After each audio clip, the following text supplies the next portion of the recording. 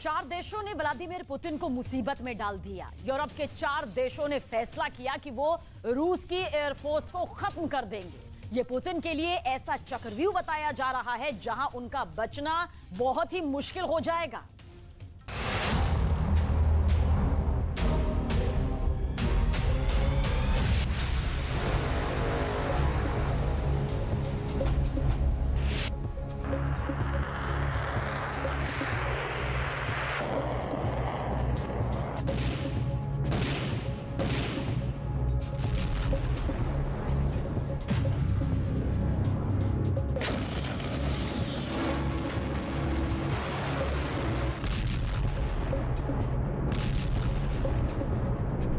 क्या इन तस्वीरों में तीसरे विश्व युद्ध का सिग्नल छिपा है?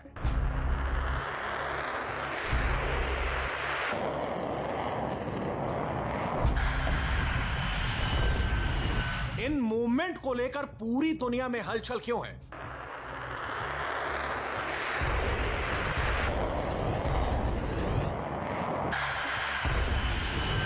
इस वीडियो के सामने आने के बाद नए युद्ध की आहट क्यों सुनाई दे रही है?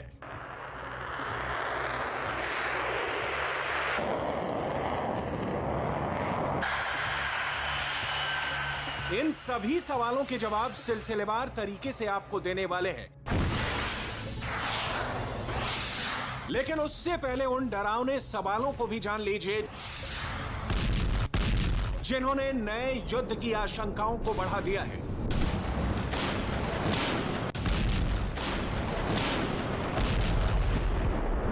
फिनलैंड के बॉर्डर पर क्यों पहुंचा रूस का न्यूक्लियर बम? पुतिन के परमाणु बम वर्षक से स्वीडन में क्यों सनसनी मची है? बॉमर की इस उड़ान से नॉर्वे को नरसंहार का खौफ क्यों सता रहा है? डेनमार्क में डेंजर जोन बनाने की दहशत क्यों पसरी है? फिनलैंड,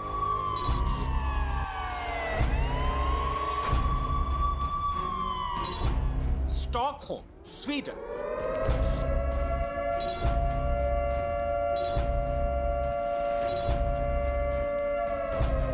ओस्लो, नॉर्वे,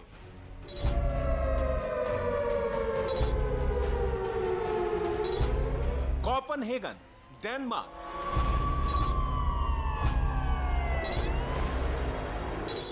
दुनिया के इन 4 देशों में एक साथ युद्ध के खतरे का सायरन क्यों बज उठा है? इन देशों में किस हमले का खौफ पसरा है? आखिर क्यों कहा जा रहा है इन देशों का आसमान लड़ाकू विमानों का हवाई मोर्चा बनने जा रहा है?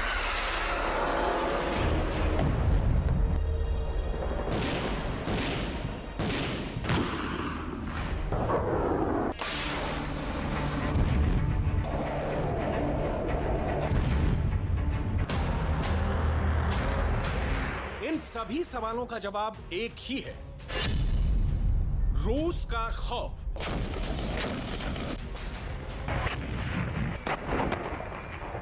यही वजह है अब इन 4 देशों ने एक साथ रूस से मुकाबला करने का फैसला किया है। साथ मिलकर एक दूसरे के आसमान की हिफाजत करेंगे।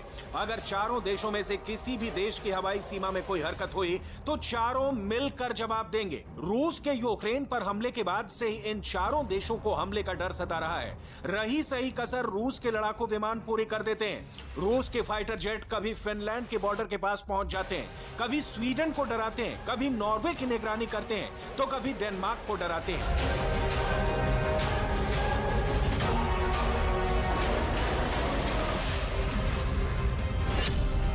रूस से आने वाले खतरे को देखते हुए इन 4 देशों ने बहुत बड़ा फैसला किया है। स्वीडन, नॉर्वे, फिनलैंड और डेनमार्क ने संयुक्त नार्डिक वायु रक्षा समझौता किया है, जिसका मकसद है रूस से बढ़ते खतरे का मुकाबला करना। इसके लिए करार में 3 बड़े फैसले किए गए हैं।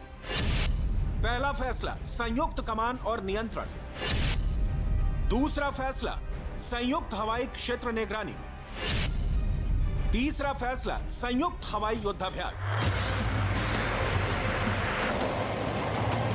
इस समझौते को स्वीडन, नॉर्वे, फिनलैंड और डेनमार्क के वायुसेना कमांडरों ने मिलकर किया है, जिसे नार्डिक हवाई क्षेत्र की सुरक्षा के लिए बहुत बड़ी पहल बताया जा रहा है। संयुक्त नॉर्डिक वायु रक्षा समझौते पर चारों देशों के वायुसेना प्रमुखों ने दस्तखत किया है। फिनलैंड के वायुसेना प्रमुख major general Juha Pekka Keranen, Sweden के major general Jonas Wikman, Norway के वायुसेना प्रमुख मेजर जनरल रॉल्फ फोलन और डेनमार्क से air force chief major general John Dam ने मिलकर इस करार को अमली जामा पहनाया है। इस करार के तहत अब अगर किसी भी देश के हवाई इलाके में कोई घुसपैठ हुई तो चारों देश की वायुसेना मिलकर जवाब देंगे।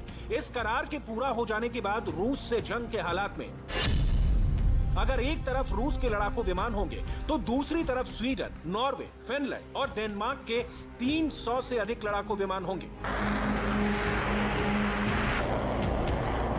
साफ है, अगर रूस की एयरफोर्स ने इन देशों को डराने की कोशिश की तो चारों देशों के फाइटर जेट मिलकर जवाब देंगे।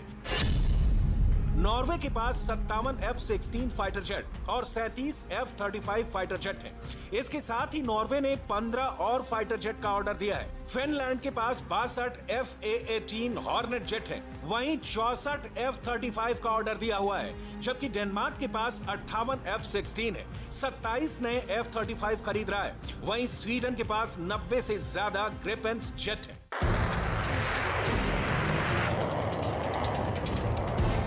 दरअसल चारों नॉर्डिक देशों को आशंका है कि रूस के राष्ट्रपति व्लादिमीर पुतिन उन पर अटैक कर सकते हैं। यही वजह है कि चारों देशों ने रूस की सेना के आक्रमण की सूरत में करारा जवाब देने के लिए यह फैसला किया है। अपनी हवाई सीमाओं को महफूज करने का प्रण लिया है।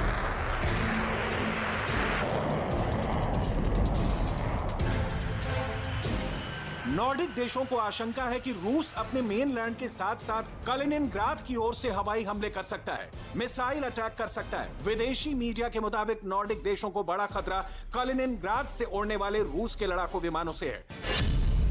कलिनिनग्राद से स्वीडन की दूरी 870 किलोमीटर है। कलिनिनग्राद से डेनमार्क की हवाई दूरी 514 किलोमीटर है। कलिनिनग्राद से फिनलैंड 1000 किलोमीटर दूर है। वहीं कलिनिनग्राद से नॉर्वे की दूरी 818 किलोमीटर है। कलिनिनग्राद बाल्टिक सागर से लगा है। रूस की नौसेना के बाल्टिक सागर बेड़े का मुख्यालय भी कलिनिनग्राद में है।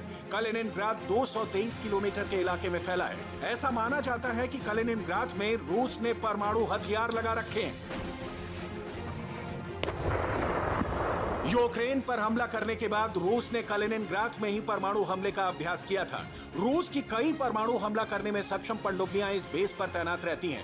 ऐसे में अगर नॉर्डिक देशों से रूस का युद्ध हुआ तो उन्हें आशंका है कि रूस इस बेस से परमाणु हमला तक कर सकता है।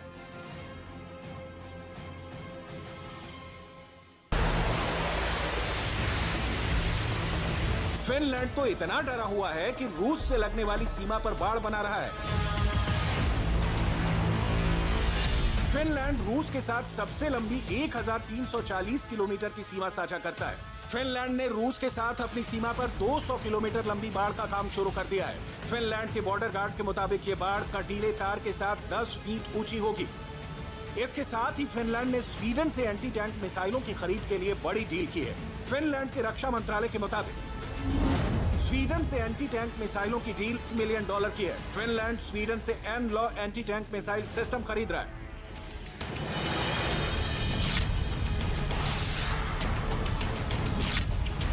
एन-लॉ वही एंटी टैंक मिसाइल है जिसकी मदद से यूक्रेन की सीमा ने रूस के टैंकों की कब्र खोद डाली। फिनलैंड के रक्षा मंत्रालय के बयान के मुताबिक सेना के लिए फास्ट ट्रैक से हथियारों की खरीद के लिए अलग से बजट तय किया गया है। इस बीच नॉर्वे की खुफिया एजेंसी ने रूस के एक और नए युद्ध वाले प्लान का पर्दाफाश किया है। युद्ध भी ऐसा वैसा नहीं। नॉर्वे के इंटेलिजेंस सर्विस का दावा है कि रूस ने परमाणु युद्ध के सीक्रेट प्लान को समंदर में आगे बढ़ा दिया है। नॉर्वे के इंटेलिजेंस सर्विस ने अपनी सालाना खुफिया रिपोर्ट में कहा कि रूस की नौसेना के उत्तरी बेड़े में युद्धपोतों को टैक्टिकल न्यूक्लियर हथियारों से लैस किया गया है। रिपोर्ट में जहाजों पर लगाए गए परमाणु हथियारों के बारे में बताया गया है।